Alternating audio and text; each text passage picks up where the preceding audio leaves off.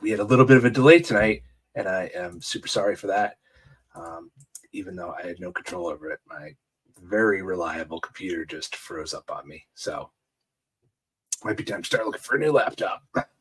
But we're in James. I know this is why you all come, is for the Bible study piece. So hope you all are having a great week. And we are in James 5. So if you remember, James 5 starts off by saying, "Come now, you rich, weep and howl for the miseries that are coming upon you." And we said we were going to answer 3 questions because James is really coming at the rich. And we said the Bible comes at the rich and people with money and how we handle our money. And so we were trying to answer 3 questions. We were trying to answer, why is he being so hard on rich people? Why is the whole Bible being so hard on rich people? Because it is. So then number 2 is, what is it rich people have to be sad about, right? Come you rich, weep and howl for the miseries that are coming upon you. And then number 3, what does this have to do with us?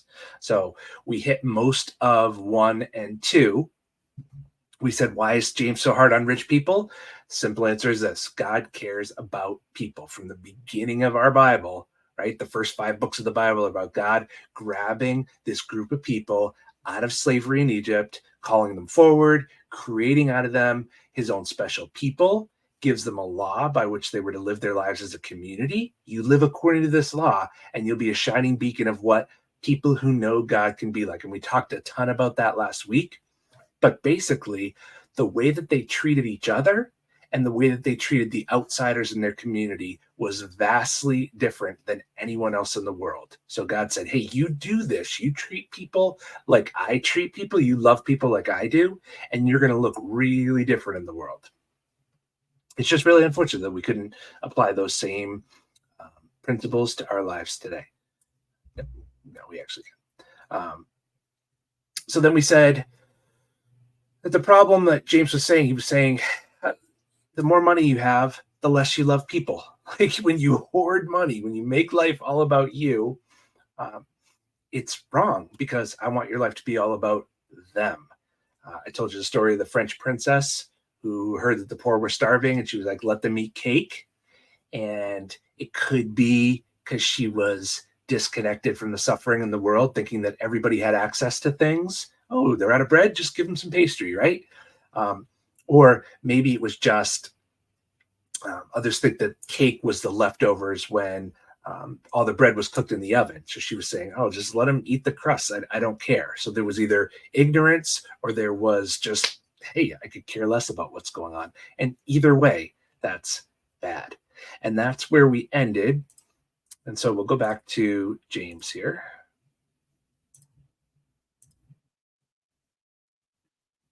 There we go. James chapter 5. All right. So we said, the more money you get, less you care about other people. I have a problem with that. And I gave you some statistics about in the United States, that the top giving states are actually the poorest states financially.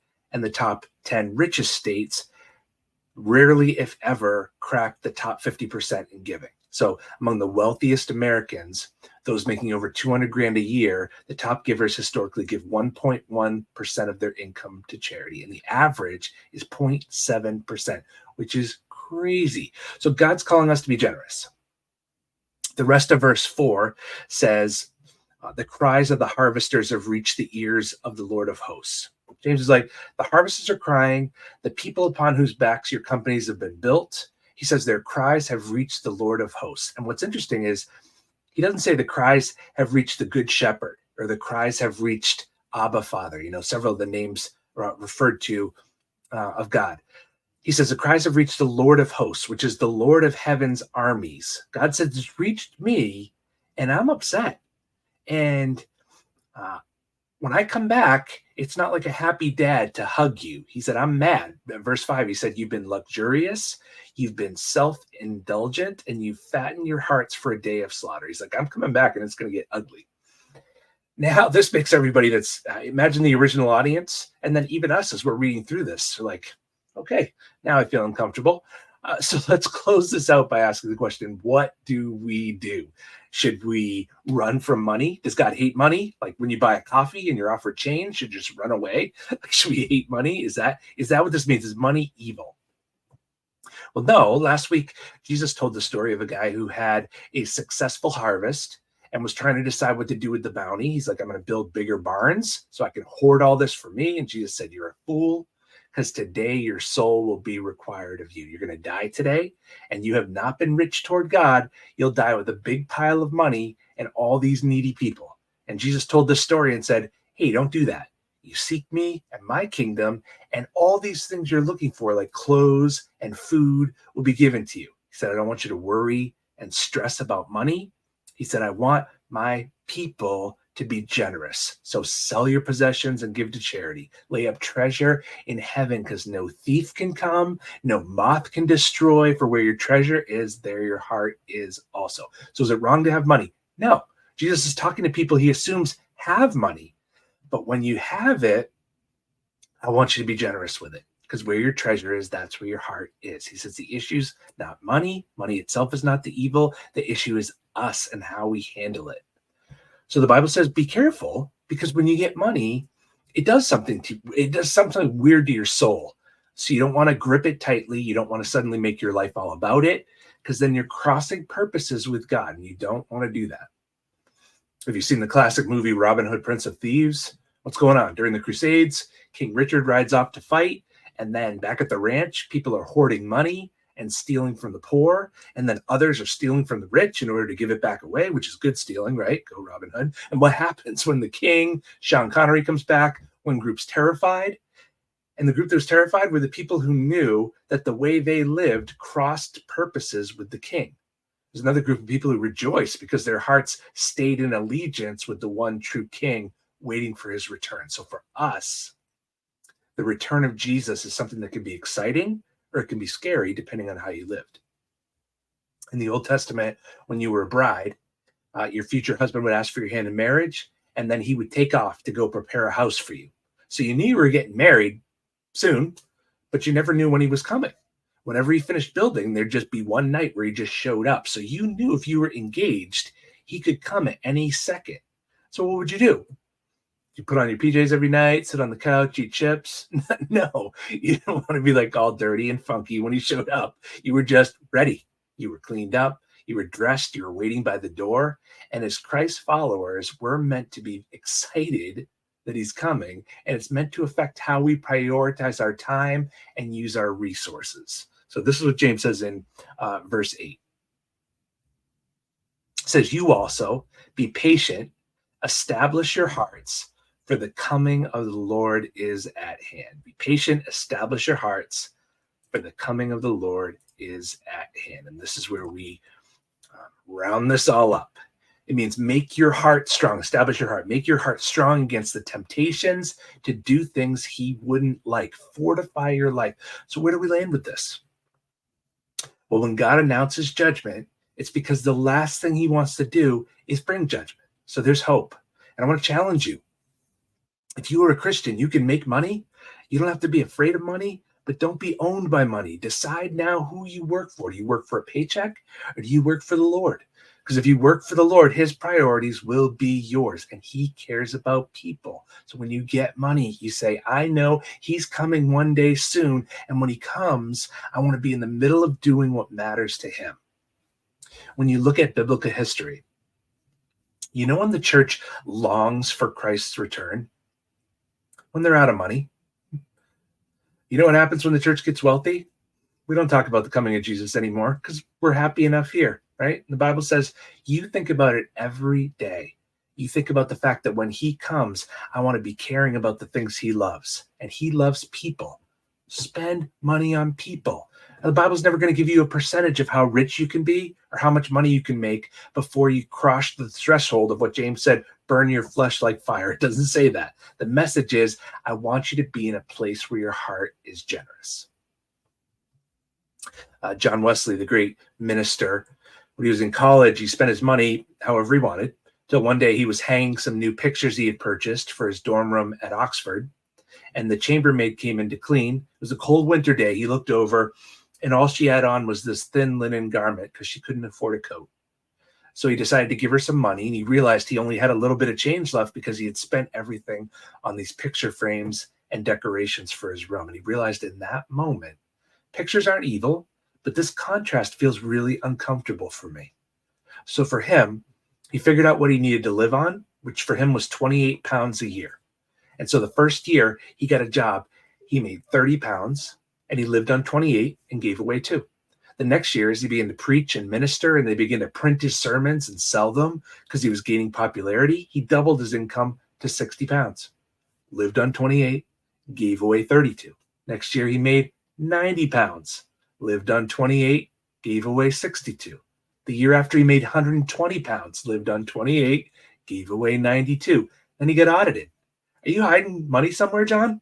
The government didn't trust him. They're like, where is all this money going? His answer was, to the poor, because that's who God cares about. So the lesson is this. As God blesses us, as we work hard, as our income rises, it's not our standard of living that should rise proportionately. It's our standard of giving that should rise. And I want to challenge you to think that way. I'm not saying you need to feel guilty about your house or your car or your clothes or your kitchen. I'm saying ask the question, as you make money, God, how can I use this for your kingdom, your power, and your glory? I want to spend this in a way that honors you so you can live and enjoy the blessing. We talked about last week how a lot of the sacrifices in the Old Testament were just meant to get family together and celebrate together with a barbecue. That's what God wanted him to do. And that's what he wants you and I to do. Enjoy the wealth you have, but make sure while you're enjoying the wealth, so are the poor around you, and so are others.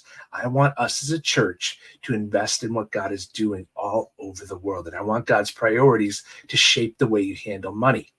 And that goal is to prioritize people and to take care of people. That's why we're doing what we're doing on Sunday. Sunday's a huge day for us because we get to give one day's worth of salary to go toward feeding the poor all around the world and be a part of that. That's a huge deal. And it should be a significant part of our budget in our day. That's why we don't do one day of giving. We do it once a year. It's not something we do on a regular basis because not everybody could do that. But the reality is, if all of us make that one day a priority, we'll have a big impact on the world. And I'm excited about that. Very true. Honor the Lord with the first fruits of all your income. So A Christmas Carol, classic story. Guy has a whole lot of money, very small heart, no friends. And what happens? Does he suddenly change his mind? No. Supernatural entities have to mess with him all night long before he realizes, I don't want to die alone. I'm living life wrong. And then he wakes up. He's like, have I missed it? Christmas morning? God bless us, everyone. Tiny Tim cries. You know the story. They ripped it from the Bible. Jesus had a very rich man come up to him and said, I want to walk with you. Jesus is like, great, sell it all, man. Get rid of the money and walk with me. He couldn't do it. And he left. And his disciples are like, what's up with that guy? And Jesus says, it's really hard for a rich man to get into my kingdom because rich people hate my kingdom priorities. And so it shocked his disciples. He was like, who can be saved? And Jesus says, it's impossible except for God. God can come and change your heart and change the way you love money. The supernatural can swoop in and change the way you live your life. You don't need 3 ghosts like Ebenezer Scrooge. You and I need a savior. You and I need the compassionate and merciful Jesus Christ to influence humanity more than anybody else, and came into this world and left it with what? No house, no money, but he changes the world. And that same Jesus who didn't come to accumulate, but came to give, gave so that those of us who want to be right with God can be because of what he gave for us, which was everything. We can live just like him, and he can give us a heart to do that. That same compassionate and merciful heart that he had, he can give to you. So we don't leave this discussion beat up because we want a bunch of money. Instead, we should be weeping because we love money too much, and then ask our compassionate, merciful God to change our hearts, and he will.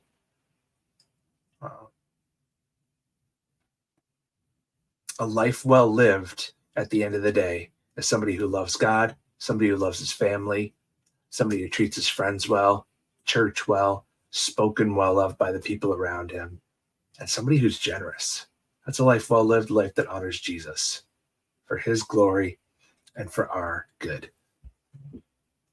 So that is James 5. It really is a privilege to give to other people.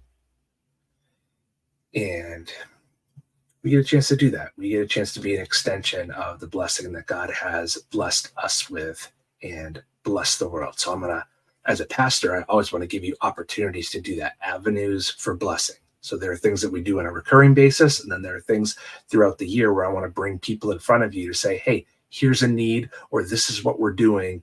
Will you partner up with us? And this is a huge, huge Sunday for us. So I'm excited about it.